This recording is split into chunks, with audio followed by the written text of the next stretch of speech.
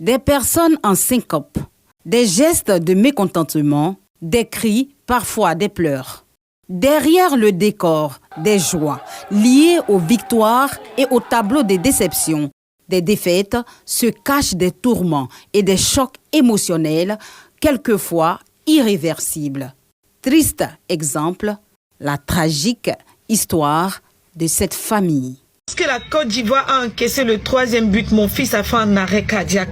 Si vous savez que vos enfants ont des problèmes de santé, ne les laissez pas regarder le match. Des émotions tétanisantes, de l'anxiété qui l'entoure, ce drame rappelle les dangers du stress émotionnel à même d'entraîner de graves répercussions sur la santé, notamment en cas d'instabilité et de fragilité cardiaque. Il faut dire que de façon générale, il n'y a pas de contre-indication, d'interdiction formelle pour un cardiaque de suivre un match de foot. Éventuellement, le stress émotionnel entraîne plusieurs décharges en catécholamine qui ont des effets altérants au niveau du système cardiovasculaire, mais le cardiaque a déjà un traitement qui agit dans le sens de pouvoir gérer le stress émotionnel oxydatif au niveau cardiaque.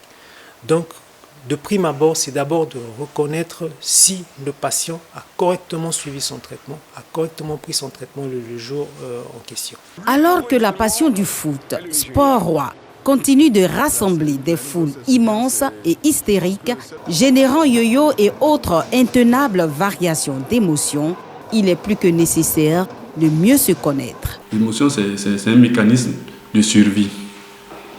C'est un mécanisme de survie, pour qu'on parle de mécanisme de survie, parce que c'est un élément inconscient qui alerte notre système de sécurité intérieure sur un danger. Quand vous vous connaissez, vous vous préservez mieux. Voilà, moi je pense que pour ces personnes hypersensibles, il faut mieux éviter les stades, il faut mieux éviter les écrans. Parce que, comme j'ai dit, les émotions, ça ne prévient pas. Cette thérapie préventive implique, selon les experts, un accompagnement multidisciplinaire. Notre rôle, c'est d'aider les populations, les individus à pouvoir exprimer leur plein potentiel, à pouvoir se prendre en charge convenablement, à gérer toutes les tensions de la vie. Et quand on parle de tensions de la vie, il y a la défaite lors des matchs, il y a la perte et donc de l'espoir lors de l'élimination. Et aussi, il y a les événements heureux qu'il faut pouvoir gérer.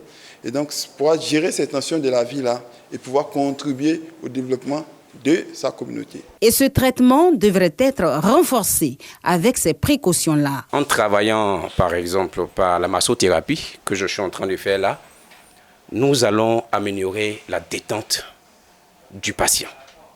Et en le faisant, cela va impacter forcément l'humeur du patient. Parce que notre objectif, c'est sa relaxation, sa détente totale. Et sans oublier que le kinésithérapeute également intervient dans la gestion du stress en faisant l'exercice physique. Voilà. Il y a plusieurs études qui ont démontré l'apport de l'exercice physique dans la gestion du stress. Mais la prévention, la plus primaire et surtout à la portée de tous, est celle liée à la nutrition. Lorsqu'il y a des épisodes de stress extrême, ça induit à la forte production du gras. Et ça peut impacter même sur le cholestérol. Et donc, les gens devraient beaucoup plus s'hydrater, orienter également leur alimentation vers les crudités. C'est très important. Parce que lorsqu'on est stressé, on va vers le sucré. On est orienté à manger plus de protéines, prendre plus de boissons alcoolisées et sucrées. À la longue, ça rend le pH du corps très acidifiant.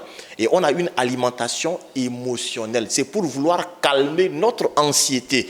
Et cela peut amener les gens même à avoir un peu de surcharge de poids. Le stress lié au sport souligne également l'importance du traitement de toute affection chronique, surtout lors des événements sportifs. Quand on a des signes avant-coureurs, déjà la première des choses, c'est qu'il ne faut pas que le patient soit, soit debout. C'est-à-dire qu'une position de pesanteur qui va agir dessus.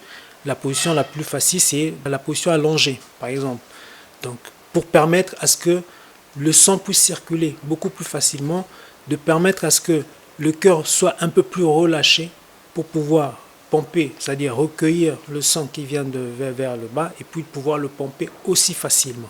Dans la série des accompagnements relatifs à une bonne prise en compte du stress émotionnel, Dû aux périodes sensibles comme la CAN, les spécialistes préconisent les approches suivantes. Il faut dépassionner, mais il faut rationaliser.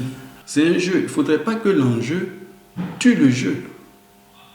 Parce que en pensant que l'enjeu va tuer le jeu, ça nous tue nous-mêmes. Profiter de la CAN en toute sécurité, c'est intégrer des approches psychologiques à notre relation avec le sport. Ainsi, nous pouvons vivre la compétition de manière plus équilibrée, même face aux résultats, parfois décevants.